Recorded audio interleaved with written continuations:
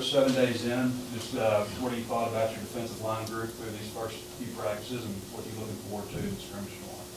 Yeah, I think they've done a really good job. I mean, they're competing hard. They're holding each other accountable.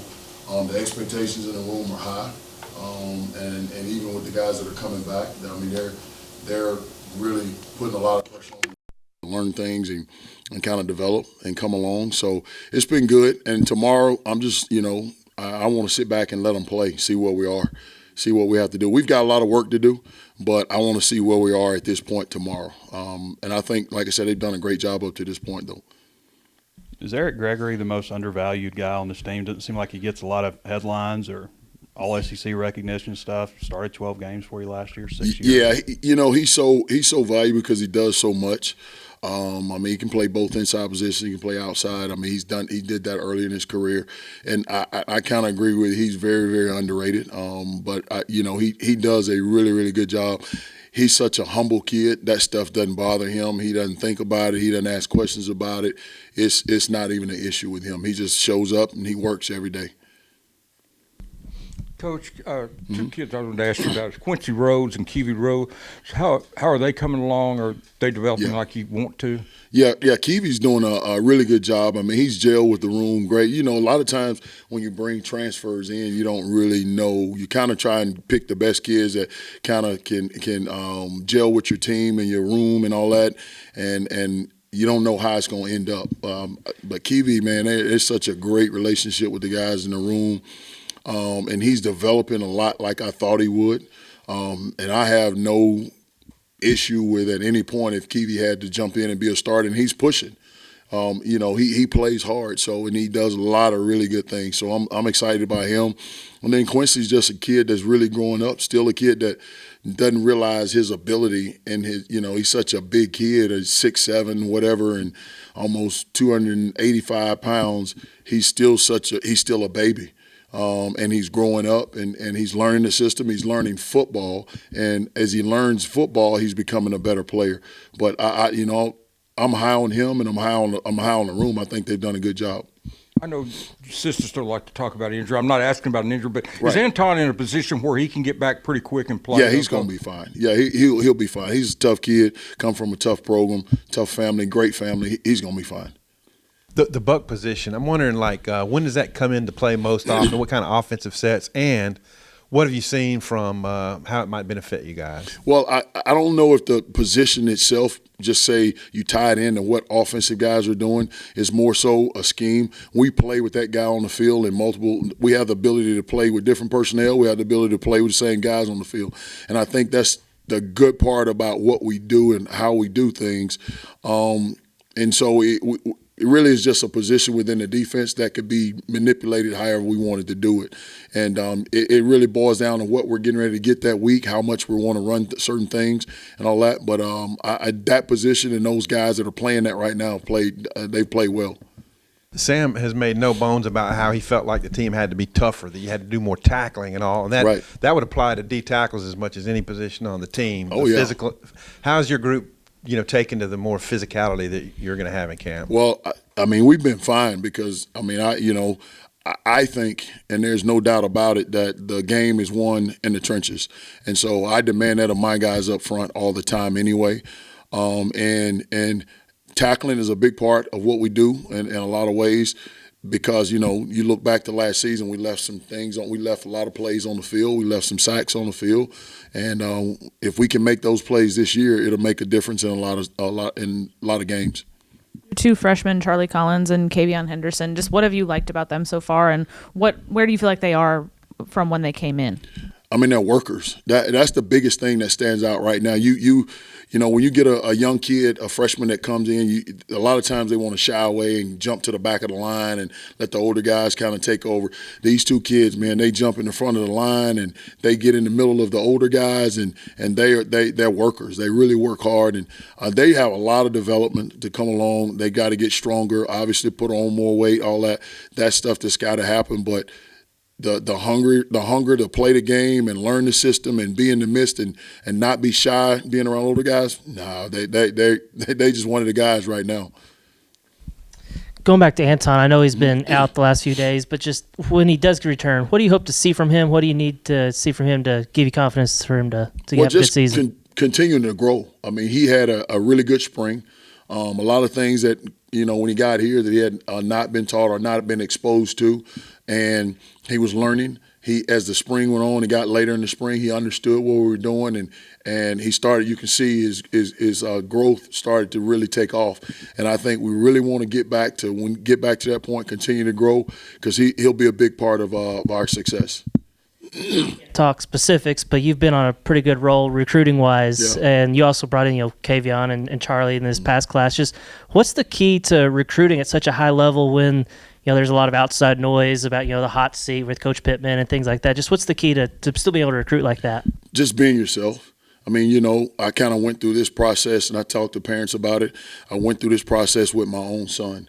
And just, I sat in rooms where I listened to coaches talk to my own kid, and I'm like, oh, no, that's not real right there. And it's about being real and being honest with the kids and being honest in the whole situation. We understand what we are as a program. We understand what we have to do. So nothing any other university tell a kid they won't tell them anything that I haven't already told them. And so just being straight up with them and being honest and tell them where we are and being somewhere, being who the parents will want to drop their kid off with. And it's just been fun. It's been a great group of kids. Getting back to Eric for a minute, how big was it to get him back for 6th year? And 6-year guys are getting a little more common, but it's almost unheard of that a guy stays at one school for 6 years. What do you think about him being here all that time and just as a 6th-year guy? It's been great. I love having him back. I want him back, and it's kind of a joke in the room. When Coach Pitt might bring up when he first got here and things like that. He asked guys to raise their hand who was here when we first got here and all that, and he might be one of maybe 2 or 3 that's in the room that it was actually here when he first got here. So, but Eric is such a mature kid, and he's very, very quiet. Doesn't say a whole lot. He just works, and so it's great to have him back. You say he's underrated, and I agree. What is it he does specifically that makes him so valuable to you guys? Everything. I mean, he brings a lot of maturity to the room. When there's time to open his mouth and take control of the room, he does that. Understanding every position up front, he knows that. He plays at a high level, plays physical. I mean, he just everything that he brings to the table has been great for us in our room. What are some of the strengths of Nico's game? Like, is he a guy that, third and long, he can be a part of that pass rush group that's kind of maybe you get 3-4 defensive ends there on the field?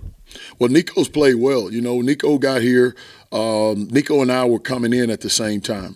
And at that time, Nico walked in and he was a great player, been around a really good program. And then, I think he thought that he was just going to kind of fall into the mold of things, realized he had to work at it. Didn't play as much his first year, played a little bit more last year. The light came on this spring, and he's playing at a high level right now. So I'm really pleased with where he is, and he does a lot of good things for us. He plays physical, and he's playing fast right now. Landon spoke a lot at SEC Media Days about needing to be more consistent. He had the Alabama game, but he wants to translate that. How specifically as a coach can you kind of get that out of him? Is there anything that he can do better to have that performance across the entire season? Well, just requiring him to do all the little things. He's such a hard worker. When you turn the film on, you just see how hard he plays and how physical he plays, but being consistent in all the little things that comes with being a defensive lineman. He's such a great player. He studies a lot. He knows a lot. He's very smart, understands the game. But the little things of taking the right steps and being in the right place at the right time, putting your eyes or transitioning your eyes to where they're supposed to be, and all the little things I think will elevate his game to another level.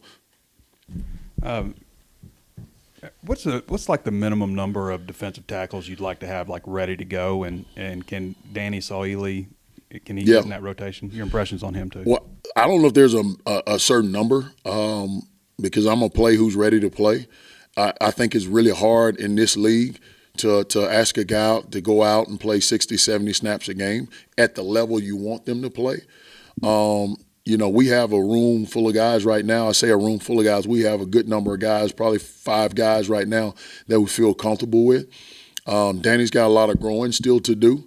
He transferred in from another university, but he was only there with them a semester, so it wasn't like he really got into the college mode because he was just coming out of junior college at that point. So he's still got a lot of growing to do, and he's doing a good job, and we just expect him to continue to get better. Is he in that 5, or were you talking about Caleb maybe? I mean, he's in the mix of all of them. And I say 5 right now, it could be any, because my philosophy is this: if you make us better when you're on the field, you're gonna play. I don't care if you're a senior. I don't care if you're a freshman. That's the way I talk about the room. And you talk about the freshmen; they both gained some good weight in the offseason and stuff. But are they physically ready? At least not ready, but where you want them. But like to go out and help you guys, like be in the. It's still early. Yeah, it's still early right now. You don't really know. I mean, I know they're getting better daily. So, and I know playing in this conference is tough.